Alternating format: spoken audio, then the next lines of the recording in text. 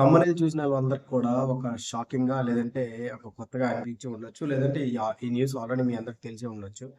ఒక సీఐ, ఒక సాధారణ సర్కిల్ ఇన్స్‌పెక్టర్ చంద్రబాబు నాయుడు గారిని బహిరంగంగా క్షమాపణ చెప్పాలని, తనకు రూ. 1,40,00,000 నష్టపరిహారం చెల్లించాలని, తనకు కలిగిన మానసిక వేదన, మనోవేదనకు గాను నష్టపరిహారంగా రూ. 1,40,00,000 చెల్లించాలని చెప్పేసి సీఐ గారు చంద్రబాబు నాయుడు గారికి నోటీసులు అయితే పంపించారు. వివరాల్లోకి వెళ్తే ద లీడర్ అనే ఒక న్యూస్ ఆర్టికల్ వచ్చిందండి. దాంట్లో ఏముందంటే, దేశ చరిత్రలో ఎప్పుడూ కని విని ఎరిగిన సంఘటన ఇది. ఒక ముఖ్యమంత్రికి ఒక సాధారణ పోలీస్ సర్కిల్ ఇన్స్పెక్టర్ లీగల్ నోటీసులు ఇవ్వటం ఇప్పుడు పెద్ద చర్చగా మారుతోంది. విషయంలోకి వద్దాం. అసెంబ్లీలో సీఎం చంద్రబాబు తనపై అసత్య ఆరోపణలు చేయడం వల్ల తన ప్రతిష్టకు భంగం కలిగిందని, వాటిని రికార్డుల నుంచి తొలగించాలని శంకరయ్య గతంలో స్పీకర్ అయ్యన్న పాత్రుడిని కోరారు. ఈ విషయమై మార్చి 3, 1 జూలై 13న మరొక లేఖ కూడా రాశారు.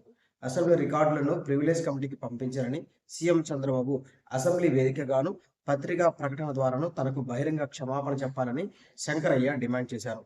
అయితే దీనిపై ఎలాంటి స్పందన రానందున శంకరయ్య ఈ సెప్టెంబర్ 18న లీగల్ నోటీస్ పంపించారు.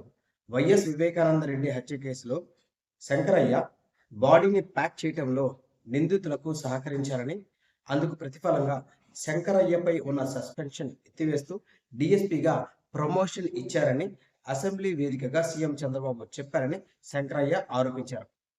ఈ కేసులో సిబిఐ తనపై ఎలాంటి ఆరోపణలు చేయలేదని, తనను సాక్షిగా మాత్రమే ప్రకటించిందని శంకరయ్య గుర్తు చేశారు. సాక్ష్యాలను తారుమారు చేసినందుకు వైసీపీ తనకు డిఎస్పీగా ప్రమోషన్ ఇచ్చారని చంద్రబాబు చెప్పడం అవాస్తవమని, అలాగే తనపై ఉన్న సస్పెన్షన్ ఎత్తివేశారనడం కూడా నిజం కాదని, 2.5 సంవత్సరాలు డిపార్ట్మెంటల్ ఎంక్వైరీ చేసిన తర్వాతే తనపై ఉన్న సస్పెన్షన్ ఎత్తివేశారని ఈ నోటీసులో పేర్కొన్నారు. తాను ఇప్పటికీ సిఐగానే ఉన్నానని పేర్కొన్నారు. తనకు కలిగించిన మానసిక క్షోభకు రూ. 1,40,00,000 తనకు చెల్లించాలని, అదే సమయంలో తనకు బహిరంగ క్షమాపణ చెప్పాలని నోటీసులో పేర్కొన్నారు. వైఎస్ వివేకానంద రెడ్డిని హత్య చేసిన వారెవరో అందరికీ తెలుసు. అతను పోలీస్ సెక్యూరిటీతో దందాలు కూడా చేస్తున్నాడు. నేను ఇలా నరికాను, అలా నరికాను అని చెప్పేసి టీవీల్లో డిబేట్లు పెట్టి మరీ చెప్పాడు. చంపినోడేమో బయట తిరుగుతున్నాడు. చంపించిన వాళ్ళు ఎవరు అనేది ఈ కోర్టులు ఇంతవరకు తేల్చలేదు. తేల్చవు కూడా. కొన్ని రాజకీయ పార్టీలకి అది పొలిటికల్ మైలేజీగా ఉపయోగపడుతుంది. జగన్మోహన్ రెడ్డికి ఒక బురదలాగా తన ఒంటి మీద అంటుకున్న ఒక మరకలాగా మిగిలిపోతుందేమో అనిపిస్తుంది. అది ఇంకా తేలలేదు. కూతురు కానీ, అల్లుడు కానీ, వైఎస్ షర్మిల కానీ మన వైఎస్ వివేకానంద రెడ్డి హత్య కేసుని పొలిటికల్ స్ట్రాటజిక్గా వాడుకుంటూనే ఉన్నారు.